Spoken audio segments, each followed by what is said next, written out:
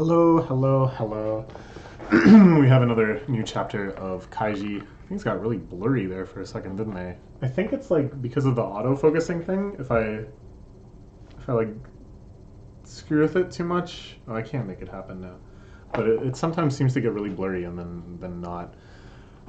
So Endo has tracked down Kaiji.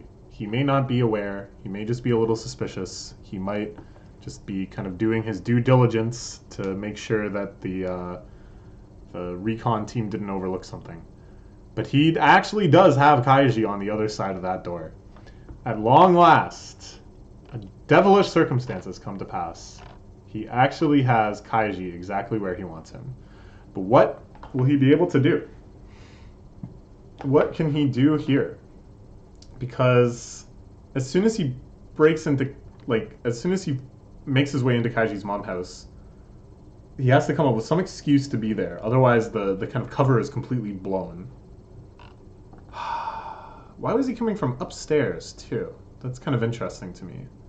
It feels like maybe he was staking things out from above, trying to cover all possible exits ocularly. Stands before the door to the apartment of Kaiji's mother. Kaiji and Endo now face each other, with a single door keeping them apart. How could this most volatile of situations ever have come to take place? Seems that we must turn back the clock to 20 minutes ago. No communication between the lookout team and the monitoring team. Right. Lookout team asleep. Monitoring team annoyed by old lady. Good. Right. It was right at that time that an additional car had quietly driven into the road just in front of Building 31, where Kaiji's mother lives, to right behind the car of the lookout team. Okay. This is Endo, presumably. Rolled in without warning. This in and of itself was, in a matter of speaking, a coincidence. Oh, okay. So it wasn't that there was some report from one of the teams that made him think that there was something suspicious happening here. It was just a coincidence, a whim on Endo's part that he came here. Interesting. A special rumination and review. For some reason, when words are split, I can't read them anymore. It makes me really aware of how I read words, which I think is like all at once. Like I don't break it down syllable by syllable. So when it's split over two lines, it's like, what the heck is that? Remuneration? So he came to check in on the lookout team. The lookout team, of course, is asleep and freaking out because a high-ranking Tei man is here to scold them. It's for you. Oh, you dropped off supplies. Oh, how nice. And they're just like, oh God, I sure hope you didn't see us sleeping. Remuneration and review was the very thing that was occurring.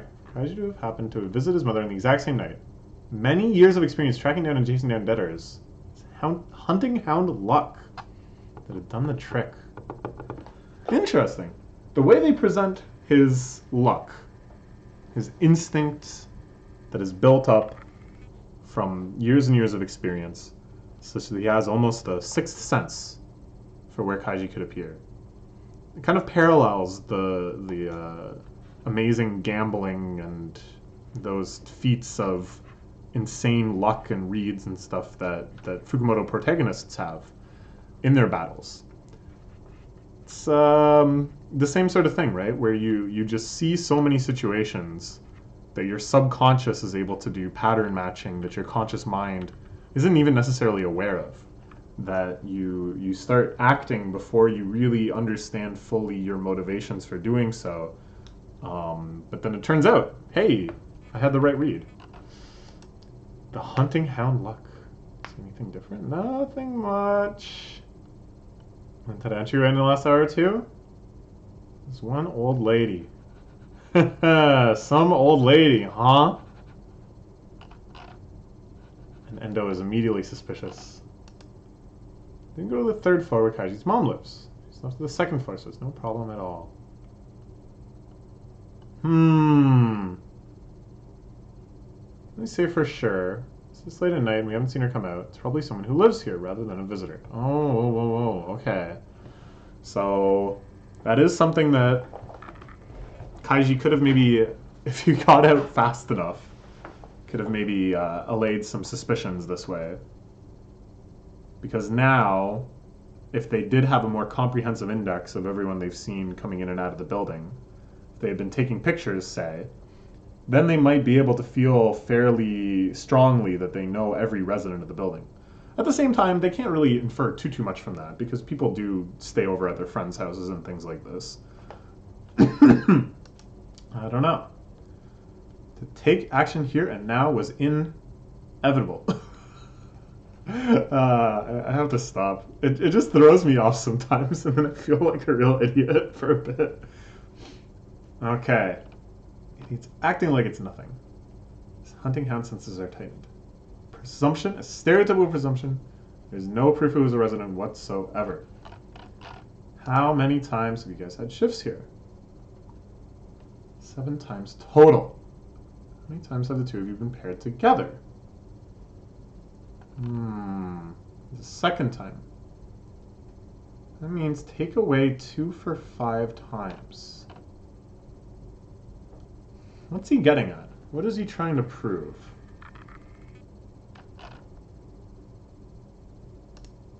Been here 5 separate times. This is the very first time you've seen that old lady who lives here.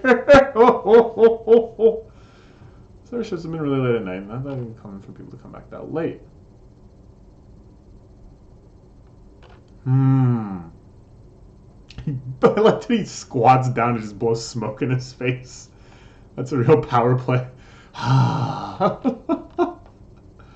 Okay, so he's basically trying to establish that they ought to have seen this lady before, if she's really a resident. It's pretty compelling logic. And then the day, so that's 3 times total. I'm just counting the day when people are more likely to go in. 3 days, and you've never seen that old lady before today, have you? Okay. Know that, you dunce. Okay, so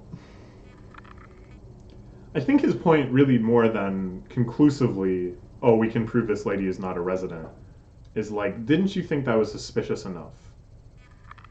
Didn't you think it was at all suspicious just to see someone you'd never seen before? Don't you think that alone should warrant some sort of follow-up? But again, I'm just not sure what the follow-up is. It's such a delicate situation where as soon as they kind of blow it, as soon as they make some move that they can't take back, then they have lost this avenue for finding Kaiji altogether, which is a pretty potent avenue. Kaiji does not have a lot of friends or relatives as far as I can make out. You know, most people have betrayed him at this point, and they've kind of already hounded everyone else who's been involved in his life in a matter that they know about. So this is like one of their last leads at all. They really got to be careful here. Calling in the monitoring team. Nothing especially out of the ordinary to speak of. Oh! Are they just so embarrassed by the fact that they kind of got owned by this old lady and lost their patience and hung up? So they don't even want to tell Endo about it? See, this is just it. This is the downfall of the Tei Corporation. That they're all such scummy people. The honesty is 3rd or 4th nature to them at best. And in a situation like this, they won't hesitate to try to save face. Nothing happens fine. There was one thing. Probably nothing but that old lady left her TV on when she went to take a bath. It kind of sounded like people were talking in the distance from a wiretap. So to make sure... Oh, okay, so they did... He does admit it. But he kind of downplays aspects of the story in order to make it seem like they did their due diligence calmly and rationally, and oh phew, it turns out it's nothing. Old hag is probably just singing in the bath. Old hag. That old lady. I think from these insults, from their attitude towards Kaiji's mom, who we see having the time of her life in this hypothetical bath, even though it's just an imagined situation by the enemy, I'm happy to see Kaiji's mom enjoying herself. How can you say that for sure? Couple empty-headed kids on this end too. Give it continuing monitoring.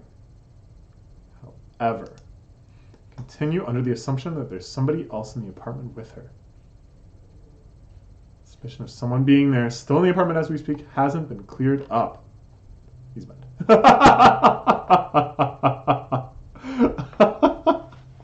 Oh, this is so fun. I love these little stakeout teams and stuff. There's kind of like a sitcom sort of feel to them. Just their like slight wackiness, their slight incompetence. Well, maybe it's more than slight incompetence, but their incompetence, and the trouble they get in with their boss. It has a nice sort of sitcom rhythm to it. Said that old lady stopped at the second floor on the way up, but how can you say that for sure? You're sure from here. Watch the windows between floors, and that old lady didn't show up at the one floor going to the floor 3. Stop before going up there. Ho ho ho ho ho ho.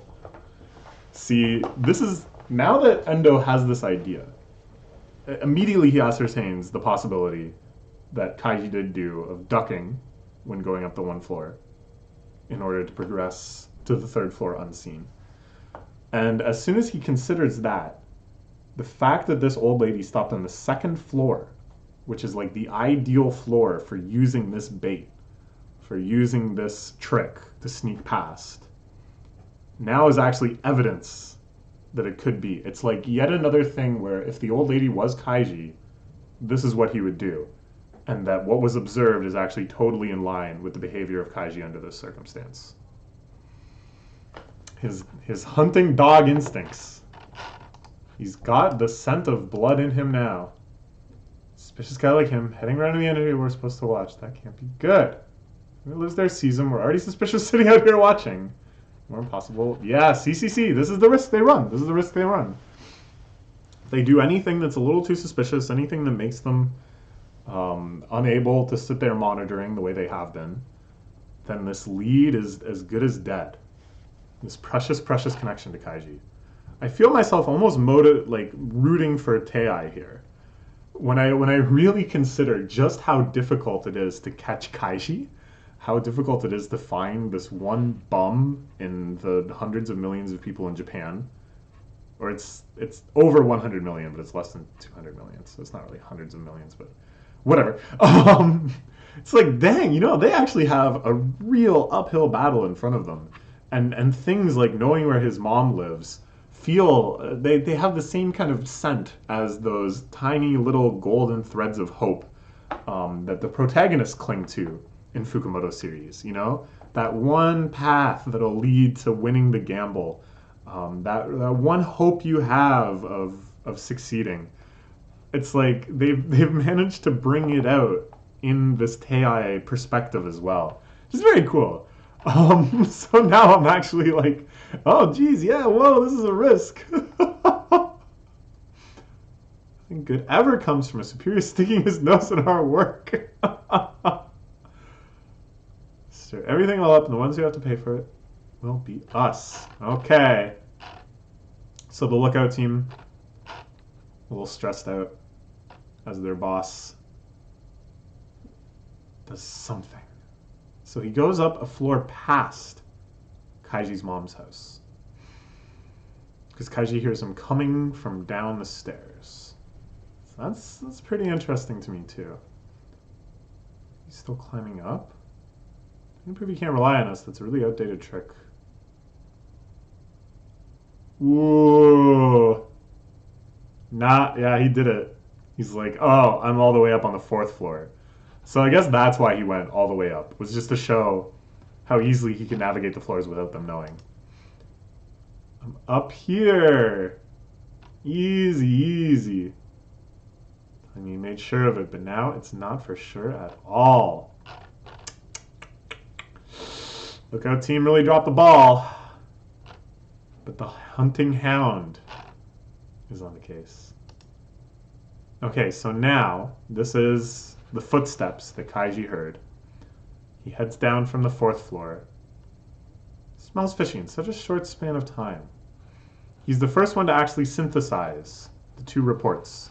The old lady that hadn't been seen before, and the incident with the TV being left on during the bath. This smells fishy. Not just one thing, but 2. The monitoring and lookout teams, both pairs of fielders caught suspicious activity in their nets at the same time. Kaiji's mom enjoying herself in the tub again. But when Endo imagines Kaiji's mom enjoying herself in the tub, she doesn't have the tub cover half laid out so that she can have a little snack while she's bathing. No. For Endo, the experience of the bath has to be total and complete in and of itself. So she then doesn't need any extraneous things and is just living it up in the tub. This is a key difference between the lower rank and the higher rank Tei people. The lower rank Tei people still cannot conceive of a transcendental pleasure that comes from something so simple as bathing in hot water, whereas a Tei director knows that life is actually all about those singular experiences of transcendental bliss. What the hell am I talking about?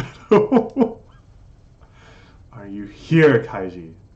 Is it possible that you're there right now on the other side of this door? Are you there, Kaiji?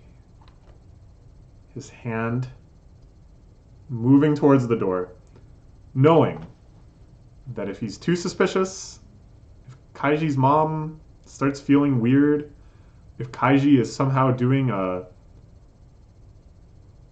double spying operative mission and already Endo is jeopardizing the possibility that he'll ever contact his mom by being there.